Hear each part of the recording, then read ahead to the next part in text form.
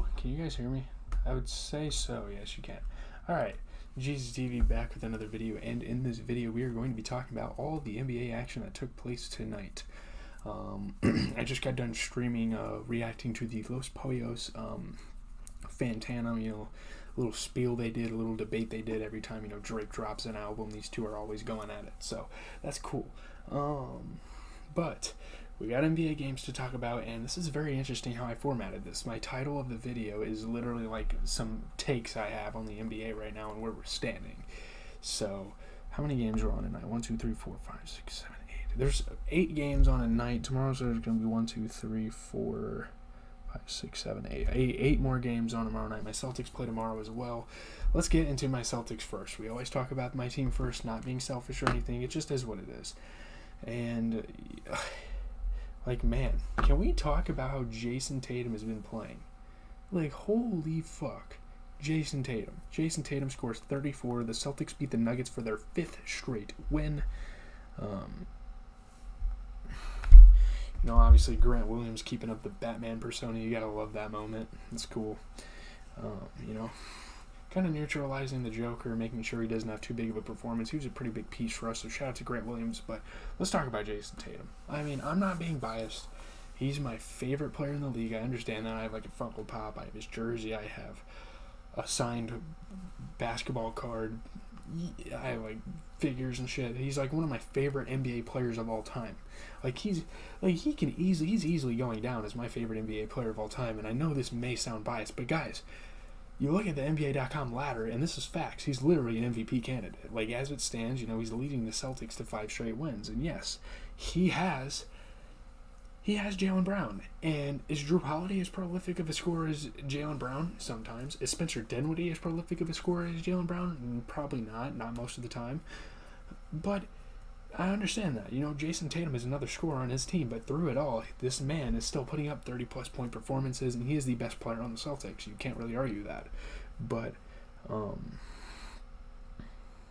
Grant Williams, there's kind of this weird play where Aaron Gordon trucked him, and he wedged it on a free throw. Jason Tatum with all sorts of trickery, dribbles on fast breaks, getting scores. Very tough shots for him. He shoots a lot, but he drives to the rim a lot as well, which is awesome. I love it. Tough shot after tough shot. Jokic was passing the ball. We knew he was going to do that. But let's look at the box score. Looking at the Denver Nuggets, Nikola Jokic still had a really good game. He came out, put up 29 points. He shot 50% from 3, 60% from the field. He played good, okay? He had a good performance. There's no sugarcoating that. Jamal Murray had 14 points and 10 assists. And off the bench, you have Bruce Brown, which I think they're just now starting to experiment with him coming off the bench. I guess MPJ is a little more healthy now, whereas before Bruce Brown was getting a lot more minutes. I think maybe I'm wrong there. But Bruce Brown comes off the bench. He has 16 points and 10 rebounds. Good game for him. He's very aggressive. For his size, he's really good. honestly, not really good. He's good at big man stuff. He can grab rebounds. He can finish at the rim. He's actually he's a big man in how tall is he? He's a big man in a big man in a 6'4" body. That's how I would characterize Bruce Brown. And, he shot 50% from 3 tonight. But MPJ, I'm going to complain about MPJ because there were some really good moments in this game. There were some moments of greatness in this game I saw from MPJ, pulling up. I stand by this. He's one of the best pull-up shooters in the league. Besides Curry, he is up there. He's not amazing, okay? But that's what he does. He's a pull-up shooter. He's a spot-up shooter. You get him the ball on a fast break, he can pull up and shoot and make it. But tonight, he definitely struggled. He played 25 minutes. He shot 30% from the field, which really isn't great at all. He only had 7 points and 4 rebounds, and he's playing 25 minutes. So, yeah. Where normally I have a lot of faith in Michael Porter Jr., there's performances like this that kind of slow him down. But, looking at the Boston Celtics, they're the victors of the day. Man, Celtics got a great team, great core, a lot of contributors. Jason Tatum puts up 34. Al Horford comes out and puts up 21. He shoots 75% from 3. There's not another 35. How old is Al Horford? There's no other 36-plus-year-old center in the league that is as skilled as Al Horford, as poised, as fundamental, and can get shit done like him. He is the best 36-plus-year-old center in this NBA. There's no debate. I'm not hearing it from anybody. He had 21 points. Jaylen Brown as well. He played amazing. He had his own 25. He shot 75% from the three.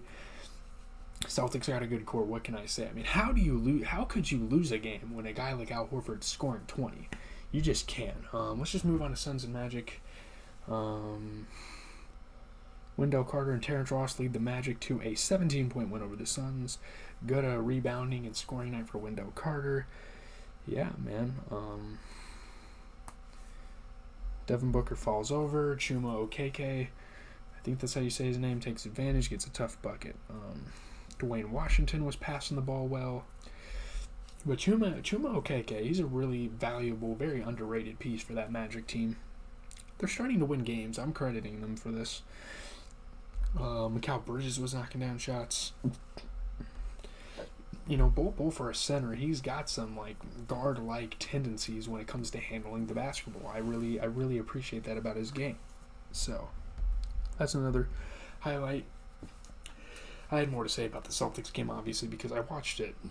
The only games I watched tonight were the whole Celtics game. I watched a little bit of Timberwolves Grizzlies, a little bit of Cavs Warriors, and a really big amount of Kings Lakers. Lakers and Celtics are the teams I'm most watching in the league right now, if anyone's ever wondering that. So now I'm just going to put that out there. But looking at the box score for this Magic Suns game, Cameron Payne, he had 22 points. You got to give him credit. He's playing pretty damn good right now. In the absence of Chris Paul, he shot 50% from three, and I think he had a 20-point game the other night as well. Mikal Bridges, although shooting 33% from three, he's a pretty decent three-point shooter in this league. He played 30 minutes and put up 8 points, 6 assists, and 4 rebounds. Now, is that representative of a team that was prior 8-3? Is that really winning basketball? A starter doing that in 38 minutes? I don't know. I think, Mikal Bridges is a very notorious starter. It's not like he's like a role player. He's a good defensive player. He can knock down some shots. He's got some length. This guy has potential to be great. It's just there's certain games where it's man, you just got to do better. But yeah, Wendell Carter had 20 points and 10 rebounds. He shot 40% from three. Good stuff there. Bol, he's a big piece. I'm really liking Bol's his evolution throughout these last couple, or this season really. This is really where he gets a shot. He had 13 points and 15 rebounds, shot 3 threes, made every single one of them. He's playing really efficiently. I'm honestly a really big fan of Bol, and if you need a sleeper pick in a fantasy league, I think Bol is a great option. This guy gets shit done. It is very respectable. It is. I'm a big fan of Bol. I'm a Bol advocate. I might even get a Magic jersey of Bol. Fuck it. Should I? I don't know. Pistons and Knicks was up next.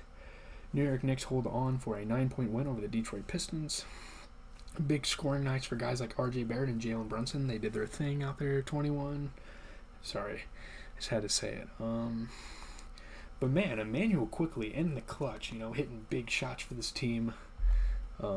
Julius Randle was hitting all sorts of tough shots. Jaden Ivey was getting to the paint and scoring with ease. I mean, that's really what Jaden Ivey is supposed to be doing in this league, and he's doing it, so I'm crediting him there. Alec Burks hit some tough shots. Isaiah Stewart, he was playing pretty good on the defensive end for the Pistons, but dude, the Pistons are worse, might be worse than the Magic. The Magic don't even have Paolo Banchero right now, and they're beating Devin Booker.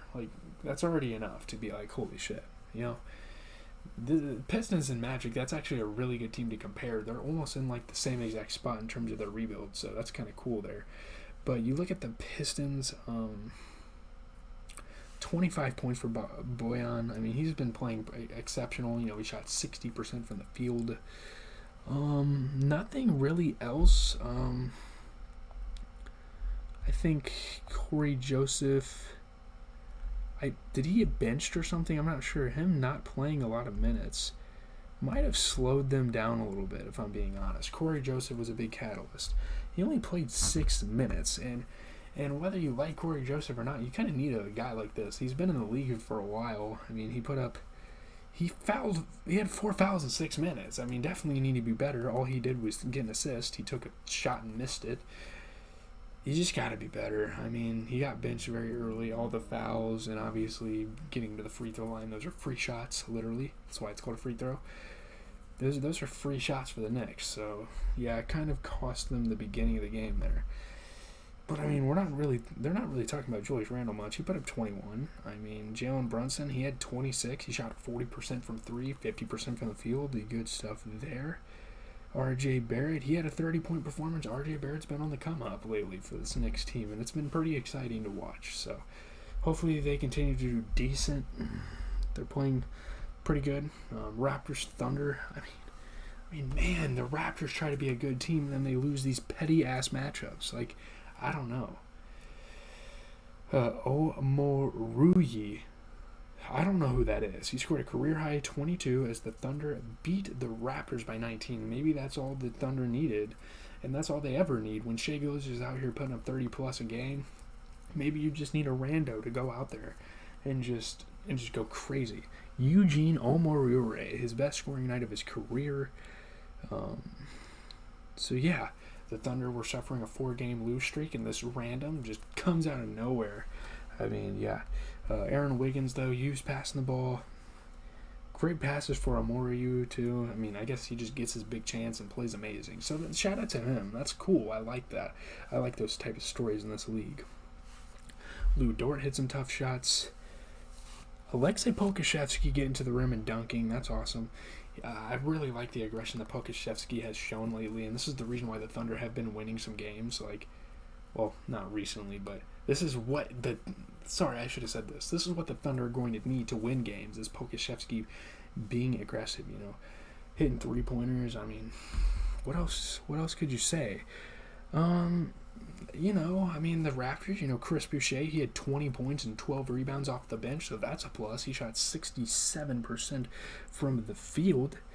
You got a young guy in Christian Coloco on this roster. That's you got to give him the benefit of the doubt. He's a rookie. He's still kind of learning some things around the NBA. So, he played bad, let's be honest. He shot 25% from the field, 24 minutes, had 3 fouls, 2 points, an assist, and 4 rebounds. That's definitely not starter quality. Especially comparing it to the rest of the roster. It is what it is. It's Christian Coloco. We know he's probably going to grow. He could be like a skinny Embiid for all we know. Who knows? But, you look at the Thunder, 20 points for Shai Gilgeous-Alexander, continuing to have a consistent season, 50% from 3. 22 for Amoriu off the bench. He shot 80% from the field. Could this be the best night he possibly could have on his career? I'm not the type of person that comes on here and hates on role players that don't give a chance. I'm not gonna be like, oh, that's the last shit he's ever gonna get. That's just something a casual says. Let's be honest. But Jalen Williams, the young guy, I think out of Tennessee, no, that's the Santa Clara guy. There's another Williams on the team that's from I don't remember. I think it is Tennessee, but Jalen Williams out of Santa Clara, 10 points, 11 assists. He played pretty good. He shot 50% from the field, so that's nice. 3 big performers for the Thunder tonight, so that's a good sign. Let's move on to the Bucks and Spurs. I don't know what's happening with some of these teams losing to the lower-end teams of the NBA, but hey. Keldon Johnson leads the Spurs past a injury-riddled Bucks. Okay, they got hurt. Okay, they won by 18. Big scoring night for Keldon Johnson. Spurs lost 5 straight after a really, really good start to the season. And yeah, they're on a win streak, so that's cool. Obviously, the Bucks are very banged up. A lot of injuries affecting their organization. But, they created a kind of a safety blanket for themselves by starting the season 9-0. So that's good. Bobby Portis hit some tough shots. He's a guy that really needs to step up, of course. Keldon Johnson hit tough shots. Play after play. Jeremy Sohan, rookie, playing some pretty good defense for the Spurs. Popovich, he definitely appreciates the defense, especially from a young guy that could have a future in the league. Jordan Nwora had some tough shots. But, looking at the box score, you see a 16-point, 12 rebound performance out of Bobby Portis. Javon Carter off a 36-point game, got to credit him. He came out and had another good game. He put up 21 points. But again, this Marjan Bucamp guy, I understand the injuries. And again, I mean, they are kind of struggling to find some guys for like Drew Holiday and Middleton and stuff, but he shot 6 threes and missed them all. He played 34 minutes, had 8 points, 2 assists, and 4 rebounds. I definitely expect a little more out of this. I mean, he's a young dude. He's a young, he's got to be like 20. He's 22. Okay, when did he get drafted? He got drafted this year, right? Yeah, he got drafted this year. So, yeah, he's a new guy. Obviously, we're going to have to give him a chance in this league to see what he can do, but for now, we got to kind of blame him for losses like this with Giannis out and with Middleton and Drew Holiday out. You got to kind of step up. Looking at the Spurs, yeah, Keldon Johnson, 29 points, great game for him. Jakob Poeltl had 15 points and 10 rebounds, doing everything they need from him as a big man. Devin Vassell, he's having a good season. He had 22 points tonight. He's a great scorer, honestly. He's a top 10, he's like damn near, he's probably a top 10 scorer in the league right now. Like, no one's talking about it. He's damn near averaging 21 points. I mean, he's a top 15 passer in the league as well. Like, Vassell is very underrated. One of the most underrated players in this league. But you look at the Timberwolves Grizzlies, that was the ESPN game, probably the game that most people watched. John Morant has 28 to power the Grizzlies past the Timberwolves. They win by 11.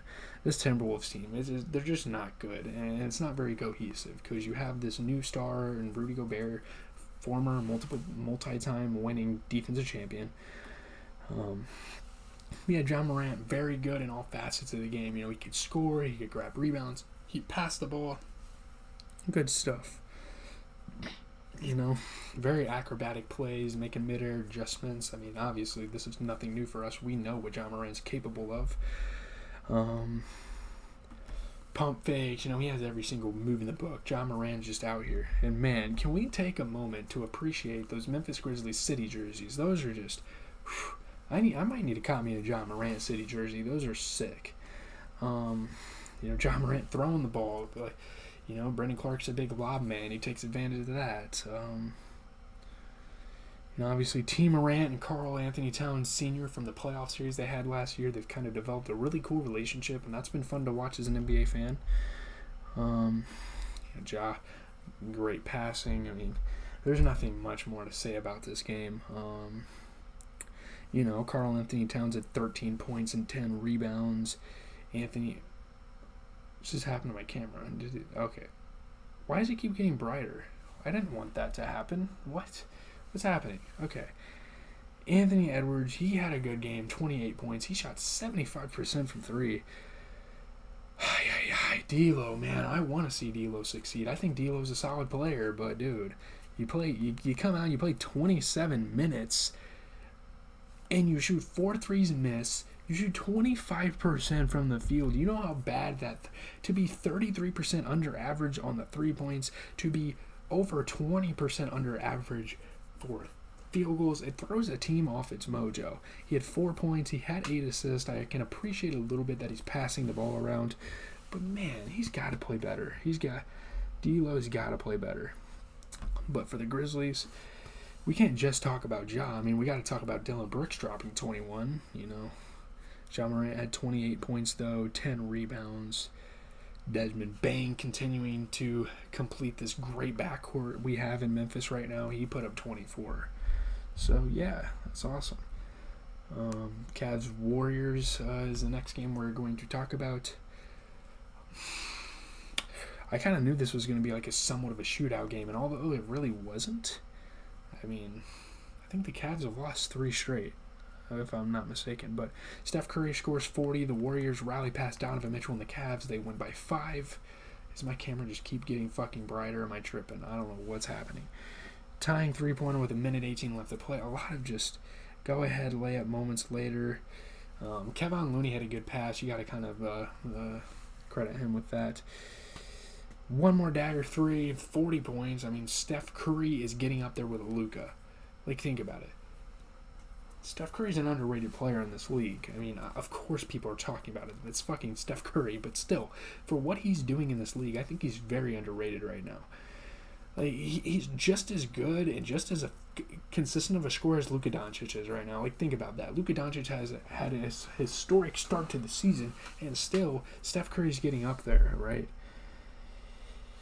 He had 18 points in the fourth quarter. What can you do about that? Like, how can you even win in that situation when a guy on the other team has 18 fourth quarter points? Like, yeah.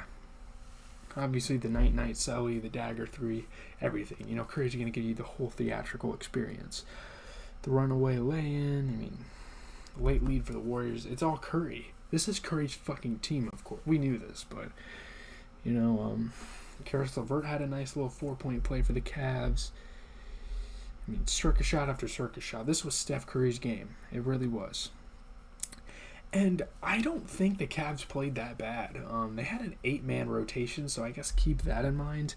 But, you know, Evan Mobley, 20 points, 13 rebounds, and Donovan Mitchell continues to be like a top 5 player in the league. He put up 29 points, 10 rebounds. He's shooting 30% from the 3, 50% from the field. I mean, let's not sleep on Donovan Mitchell because he's continued to prove himself. Like, he is one of the most prolific scorers this league has seen in the last couple of years. Like, let's be honest. But, you know, I guess for the Warriors, it's not all Curry. You know, Andrew Wiggins, he dropped 20. It's nice. Steph Curry had 40. So obviously, you know, it's gonna overshadow kind of what Wiggins did. We got to get to this last game because I'm thinking about streaming on Twitch some NBA 2K, playing some triple threat. So if you guys want to slide, we'll probably be on for about an hour, 20 minutes playing that, kind of grinding to try to get this team prepared for this series I'm preparing to do on the channel. But Lakers and Kings. De'Aaron Fox scores 32. The Kings deal the Lakers their 5th straight loss. They win by 6. De'Aaron Fox, a great scoring night and probably his best passing night of the year. De'Aaron Fox is a great player. He's going to be an all-star. If he's not an all-star this season, I think the NBA is just hating. Because I don't know, man. Domantas Sabonis, he had a good scoring night. He was also rebounding the ball. Good rally for the Kings in the fourth quarter to win this game. Obviously, I want the Lakers to do decent this year. Like, I know, I'd pick Jordan. I'm going to be honest. I'd pick Jordan in a GOAT conversation, but I don't want to see LeBron start a season 2-10. That's obviously what happened, but what the hell? I mean, great fadeaway shots for De'Aaron Fox. He ices the game. Russell Westbrook was knocked down from the 3-point, though. Austin Reeves was hitting some shots. Wenyen Gabriel was playing some defense for the Lakers. Domantas Sabonis was hitting some tough shots. You know, looking at the box score here, 21 points and 10 rebounds for Domantas Sabonis. He shot 60% from the field. De'Aaron Fox, again, playing amazing, playing at a very high all-star level, 32 points, 12 assists. He's shooting 40% from 3. He's a great player. He's a really fun player to watch. And we've known this about De'Aaron Fox for a while. We've known that he's good, but my goodness, he has been turning the fuck up lately. You look at the Lakers side. Anthony Davis, 24 points, 14 rebounds without LeBron. He's tried to step up and kind of fill a role, but I don't know. Russell Westbrook, possibly one of the best 6-man in the league, and people talk shit on him. He didn't have a great shooting night, but 21 points, 11 assists, that's more than enough to be a good 6-man. That's more than enough to be a 6-man of the year. There's not even that many 6-men recently in NBA history that have been able to put stat lines up like that. And this season, Russell Westbrook's averaging 16, 6, and 6. As a 6-man, 16, 6, and 6. Just think about that. Come on. I will say, Troy Brown, obviously, he's not an ideal starter on this team. Of course, LeBron would play. But still, he had, I can't really give him that much of a benefit of the doubt because he had a good game a couple nights ago. He had 15 last game. So, coming out here off of a good game and shooting 2 threes, missing them, and only having 2 points and 3 rebounds in 23 minutes, I just don't think that's very acceptable. And obviously, there's other players in this organization that you can blame for the struggles. You could even blame the management, but yeah, when you have to fill the shoes of LeBron James, you got to play better than that. Come on, man. That's gonna do it. I gotta get on my Twitch. I gotta get a grind sesh going, boys. I gotta do this for you guys, and then I'll be done for the night. I'll probably only have one stream tomorrow because there's not as much to talk about. It is what it is. We are out. Have a good rest of your guys' night.